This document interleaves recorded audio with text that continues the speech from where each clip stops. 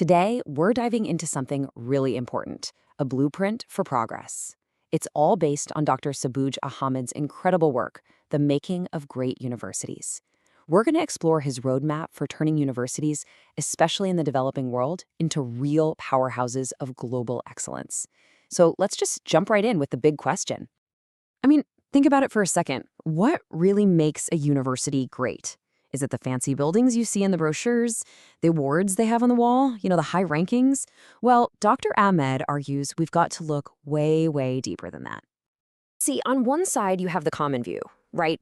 The stuff that's easy to measure: rankings, prestige, reputation. But the deeper truth, the thing that really matters, is a university's power to actually transform lives, to spark innovation, and to make a real, tangible, positive impact on society. And let's be super clear here, this is not just some academic debate. For millions of people, especially in developing nations, having a great local university is literally the engine that can drive their country's economy and create massive social change. The stakes, they could not be higher. Okay, so first up, let's really dig into why great universities are so crucial and talk about the unique hurdles they're up against in the developing world. Dr. Ahmed gives us a really powerful definition to work with here. A great university isn't just one thing. It's this seamless mix of academic rigor, groundbreaking research, global connections, and true inclusivity. But at the end of the day, it's all measured by its impact on society. But getting there is tough. The path is just filled with these huge challenges. Universities in developing nations are often dealing with serious money problems, a constant brain drain of their best and brightest talent, and frankly, policies that can choke off the very innovation they need to thrive. So, how in the world do you overcome all that? Well, the answer starts with getting the foundation right. And that means you need two essential things: visionary leadership and the right kind of institutional freedom. At the absolute heart of any of this is leadership. And we're not talking about just any old leadership. It takes people with visionary thinking who can see what's coming. You need adaptability to handle constant change, a collaborative spirit to build partnerships, and just plain rock-solid integrity to guide the whole thing. And this all points to a really critical balancing act. Of course, universities need autonomy, the freedom to design their own courses, to hire their own people, to innovate. But that freedom has to be paired with accountability. Things like performance metrics, regular audits, that's what makes sure that freedom is actually serving the public good. All right, let's move on. Once you have that strong foundation in place, we can start talking about the engine that actually drives excellence. And that's all about people and the culture of innovation they create. So this core engine is, at its heart, all about people. The biggest piece of the puzzle is attracting world-class faculty. Right behind that is creating a culture that is totally centered on the students. And then you fuel all of that with a real commitment to research, innovation, and connecting with the rest of the world. So here's the bottom line. Buildings are great. Infrastructure is important, sure, but true greatness, that is built by investing in human potential.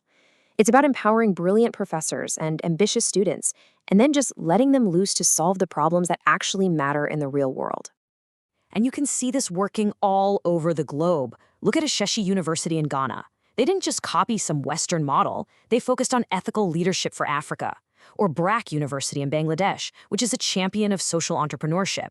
And of course, India's famous IITs, which focused on tech to build up the nation. Each one took these core principles and adapted them to their own unique situation. So this brings us to the roadmap itself. Now we get to the how. This is Dr. Ahmed's actionable blueprint for any institution that's ready to start this incredible journey of transformation. Here it is, boiled down to 5 key steps. First, you have to define your vision. What's your mission? Then, it's that relentless focus on investing in people. Step 3, you've got to create an environment where innovation can just flourish. Fourth, build those global bridges to share knowledge. And finally, step 5 ties it all together. Make sure every single thing you do is aimed at making a real impact on society. Now, this is so important to remember. This roadmap, it's not some rigid one-size-fits-all formula you just follow blindly. Think of it as a flexible guide. Every single university has to adapt these steps to its own culture, its own challenges, and its own unique journey of getting better, day after day. And finally, that brings us to the ultimate goal. We've talked about the what's and the how, but this is the why.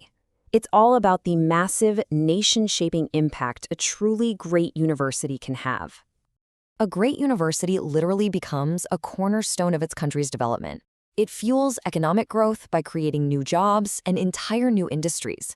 It drives social progress with research that can improve healthcare or promote equity. And maybe most importantly, it develops human capital, the next generation of leaders and thinkers who are going to shape the future. And you know what? The world is paying attention. This number you see here, 450,000, that's the number of reads Dr. Ahmed's work has gotten on ResearchGate. That's a huge signal that this is a challenge people all over the world are thinking about, and they're hungry for answers. And if there is one single idea you take away from all of this, please let it be this powerful quote. A great university doesn't just reflect its nation, it shapes it.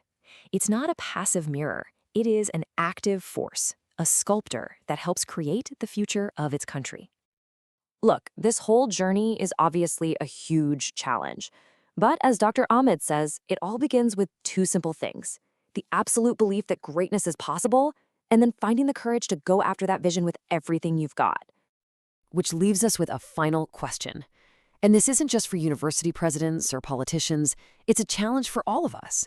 So how can we, as students, as citizens, as global partners, help empower the next great university to rise? Thanks so much for joining me.